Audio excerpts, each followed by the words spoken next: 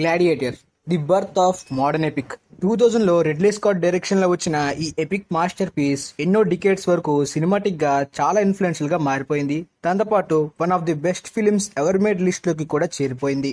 Cinema వచ్చి 20 ఏళ్ళైనా ఈ film లో ఉన్న డైలాగ్స్ గానీ, ఈ ఫిలిం లో ఉన్న క్యారెక్టర్స్ గానీ, అంతెందుకు ఈ ఫిలిం లో ఉన్న విజువల్స్ కూడా చాలా ఫ్రెష్ గా కొత్తగా అనిపిస్తాయి. దాంతోపాటు రాబోతున్న కొత్త ఫిలిమ్స్ కి కూడా స్టిల్ గ్లాడియేటర్ చాలా ఇన్స్పిరేషన్ గా మారుతుంది. హాలీవుడ్ పాప్ కల్చరల్ ర్యాంకింగ్స్ గానీ, అలానే ఈ ఫిలిం కి ఉన్న కల్ట్ ఫ్యాన్ బేస్ గానీ 20 ఏళ్ళైనా అదే రేంజ్ లో ఉన్నాయని చెప్పాలి. కాబట్టి ఈ ఫిలిం కి ageless classic epic masterpiece అని అంటారు. సో మరి ఇవాల్టి వీడియోలోని ఈ సెన్సేషనల్ ఫిలిం గురించి డీటెయిల్ గా డిస్కస్ చేద్దాం. ఓన్లీ ప్లాట్ గురించి మాత్రమే కాకుండా ఈ ఫిలిం లో ఉన్న గ్రేట్నెస్ గురించి, ఈ ఫిలిం సినిమాటిక్ గా ఎంతవరకు ఇన్ఫ్లుయెన్స్ చేయడానికి, ఇంత ఇంపాక్ట్ చూపించడానికి మెయిన్ రీజన్స్ కూడా క్లియర్ గా ఈ వీడియోలో తెలుసుకుందాం. వీడియో స్టార్ట్ చేసే ముందు చిన్న స్పాయిలర్ అలర్ట్. నాకు తెలిసి గ్లాడియేటర్ ఫిలిం చూడని వాళ్ళు ఎవరు ఉండరు. ఒకవేళ ఉన్నట్టయితే మాత్రం వెళ్లి ఈ ఫిలిం ని ఒకసారి చూడండి.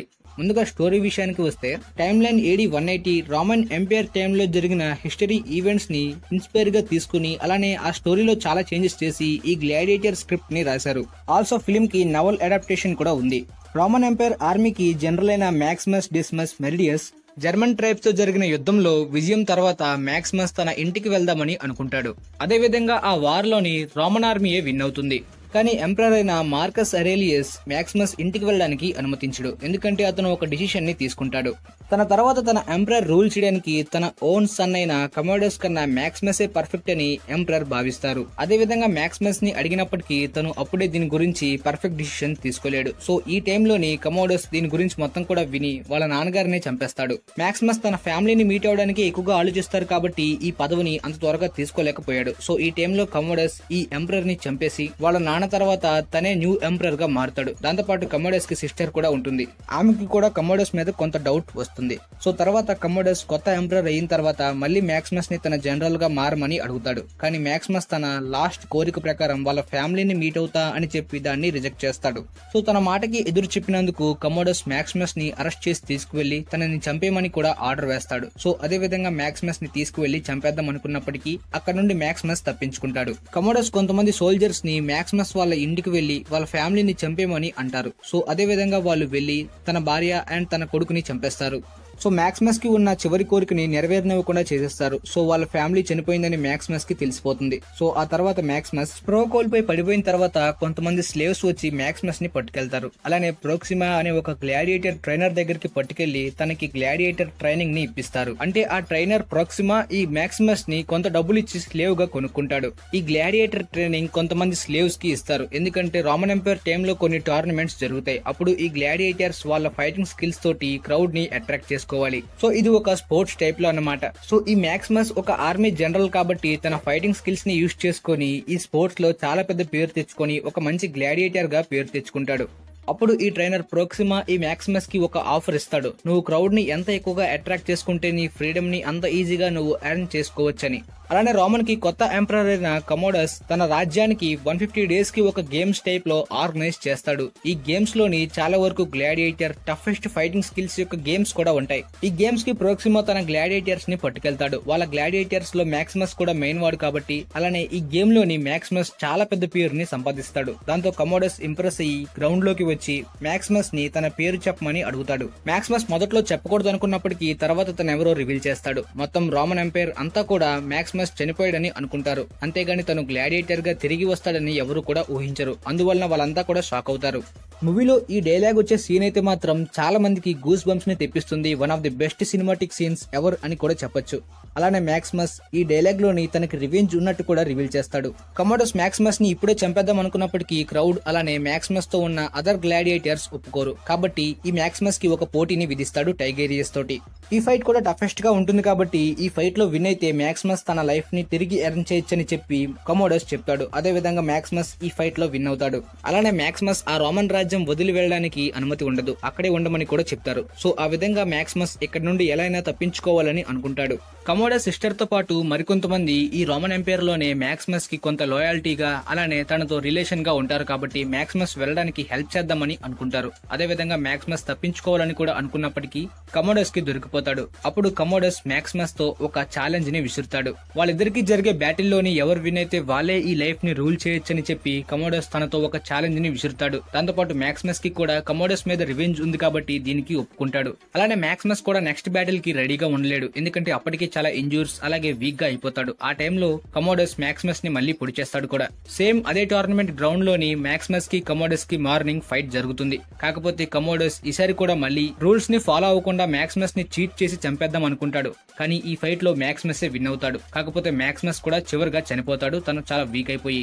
కమోడస్ సిస్టర్ కి మ్యాక్సిమస్ కి ఒకప్పుడు లవ్ అఫేర్ ఉంది. దాంతోపాటు ప్రీక్వెల్ గురించి అలానే మ్యాక్సిమస్ యొక్క ఫుల్ క్యారెక్టర్ గురించి మనకి క్లియర్ గా చూపించినప్పటికీ మ్యాక్సిమస్ యొక్క చివరి కోరిక ఏంటనేది మాత్రం క్లియర్ గా చూపించారు. తన డెడ్ బాడీని కూడా వాళ్ళ ఫ్యామిలీ చనిపోయిన ప్లేస్ లోనే పెట్టేయమంటాడు. అంటే మ్యాక్సిమస్ కి ఉన్న చివరి కోరిక వాళ్ళ ఫ్యామిలీని మీట్ అవుదామని. సో ఈ విధంగా అయినా సరే మ్యాక్సిమస్ తన ఫ్యామిలీని మీట్ అవుతాడని అర్థం. చివరిగా చనిపోయిన ఈ రెండు క్యారెక్టర్స్ లో మాత్రం మీనింగ్ ఫుల్ స్టోరీ టెల్లింగ్ ఉంటుంది ఈ సీన్ లోని. సినిమాటిక్ ఆస్పెక్ట్స్, ఈ ఫుల్ స్క్రిప్ట్ మాత్రమే కాకుండా ఫిలిం లో కూడా ఫిలాసఫీ, సింబాలిక్ గా చాలా సీన్స్ ని రిడ్లీ స్కాట్ డైరెక్ట్ చేశారు.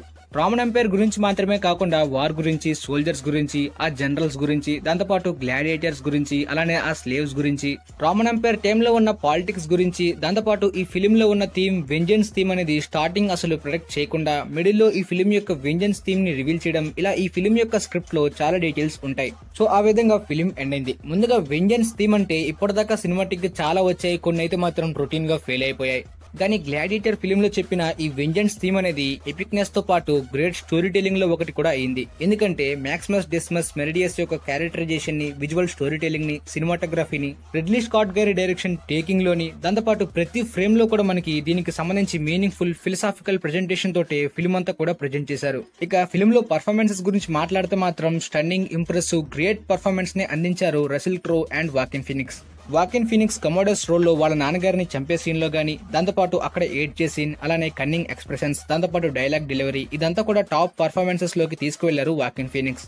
అలానే కమోడస్ క్యారెక్టర్ 2000 టైంలో one of the best villains list లోకి కూడా అప్పట్లో చేరింది. వాకిన్ ఫీనిక్స్ కి జస్ట్ సపోర్టింగ్ రోల్ లో ఆస్కార్ నామినేషన్ గానే వచ్చింది. కానీ రసెల్ క్రో పర్ఫార్మెన్సెస్ కి అయితే మాత్రం ప్రతి ఒక్కరూ ఫిదా అవ్వాల్సిందే. అందువలన ఆ పర్ఫార్మెన్స్ కి ఆస్కార్ అవార్డు కూడా వచ్చింది రసెల్ క్రోకి. ఫిలిం స్టార్టింగ్ నుండి ఎండింగ్ వరకు ఈ మ్యాక్సిమస్ క్యారెక్టర్ లో ఉన్న ఎక్స్ప్రెషన్స్ గానీ, ఆ హీరోయిజం గానీ ప్రతి ఒక్కరికి ఇంప్రెసివ్ గా, కనెక్టివ్ గా ఉంటుంది.